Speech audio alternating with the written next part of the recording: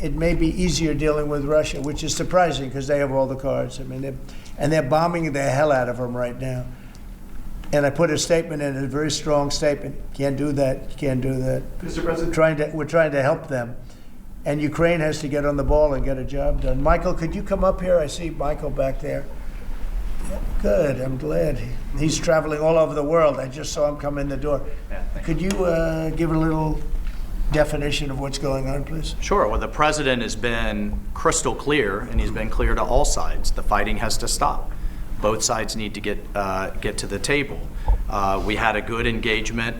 Both leaders have said only President Trump could do so, and only he has been able to do so. We had an initial engagement with the Russians. The Ukrainians had a great opportunity to bind our economies together through that mineral deal. Unfortunately, that didn't go so well, but we think we're going to get things back on track. Secretary Rubio, myself and Ukrainian delegation will be meeting in Saudi Arabia next week to get these talks back on track, get a ceasefire in place, and drive peace home under President Trump's leadership. You put out I think both parties want to settle. I think if I wasn't president, this war would have had no chance of settlement, zero chance. But I think we're going to get it settled and stopped. We got to stop. They're losing on average 2,000 soldiers a week.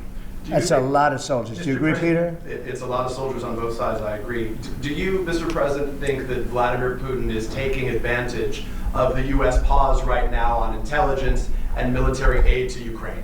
No, I actually think he's doing what anybody else would do. I think he wants to get it stopped and settled, and I think he's hitting them harder than he's been hitting them. And I think probably anybody in that position would be doing that right now. He wants to get it ended, and I think Ukraine wants to get it ended, but I don't see, it's crazy. They're taking tremendous punishment. I don't quite get it, but I suspect, Michael, he probably wants to get it ended. He does, Mr. President. The Russians are taking incredible losses on the front. As the president has said, this is a meat grinder of people, of material, of national treasure, and no one else has any solutions except to let this war continue forever. But I'll add, the president has had multiple conversations and a visit from President Macron of France, Prime Minister Starmer of the United Kingdom. We have the NATO Secretary General coming next week. We have this meeting with the Ukrainians. We've had it with the Russians. All of this in the president's first month in his leadership. We will engage in the shuttle diplomacy, and we will continue to use his leadership and what leverage we have to get both sides of the peace table. It's not going to be easy, but President Trump... This war should have never happened. It would have never happened if I were president, but it did happen. So a lot of other things shouldn't have happened.